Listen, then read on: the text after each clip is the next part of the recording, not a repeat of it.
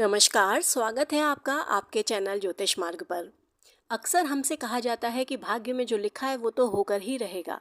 भाग्य से बढ़कर कुछ भी नहीं है।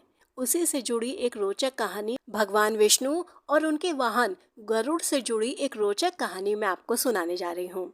लेकिन उससे पहले अगर आप चैनल पर नए हैं और आपने चैनल को सब्सक्राइब नहीं किया है तो प्लीज़ सब्सक्राइब कर लीजिए और बेल आइकन को भी प्रेस कर दीजिए ताकि ऐसी रोचक कहानियाँ आप तक पहुँचती रहें।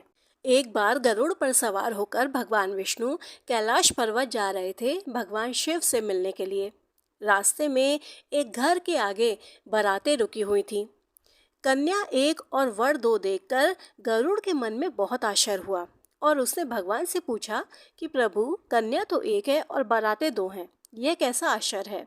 भगवान विष्णु बोले, हाँ, कन्या एक ही है और एक ही वर से उसका विवाह होगा। फिर गरुड़ जी बोले कि फिर प्रभु, बारातें दो कैसी हैं, किसके साथ कन्या का विवाह होगा।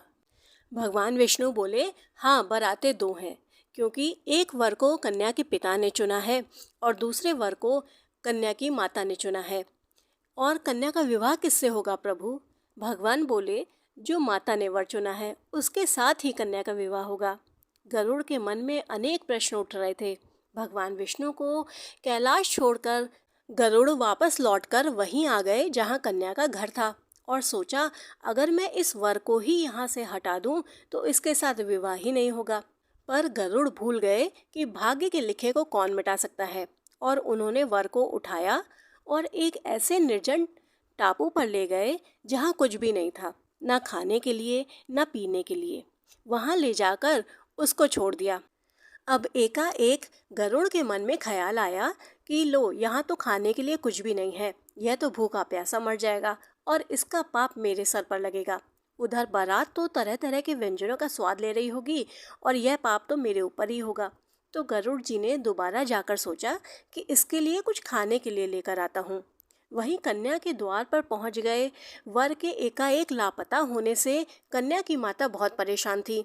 उन्होंने सोचा, फलों की टोकरी जो कन्या पक्ष की तरफ से वर पक्ष को भेजना था उसमें कन्या को 16 श्रृंगार करके बैठा दिया और ऊपर से फल फूल मिष्ठान से ढक दिया और होने वाली समधन को अपनी मंशा समझा दी ताकि कन्या उनके घर पहुंच जाए और रीति रिवाज से उनका विवाह करवा दिया जाए।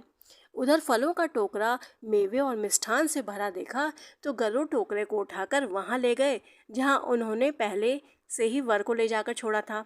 वर तो बहुत भूखा था और जैसे ही उसने खाने का सामान स्वादिष्ट भोग सामग्री देखी तो उस पर टूट पड़ा।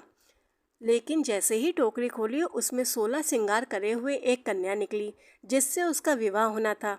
यह देखकर तो गरुड़ हैरान रह गए और आखिर में उन्होंने सोचा कि भाग्य लिखे को कोई मिटा नहीं सकता और पुरोहित का कार्य स्वयं ही किया और पूर्ण वेद मंत्रों सहित विधि विधान के द्वारा पूर्ण विधि के द्वारा वर वधू का विवाह कराया और उन्हें वापस उनके घर पहुंचाया।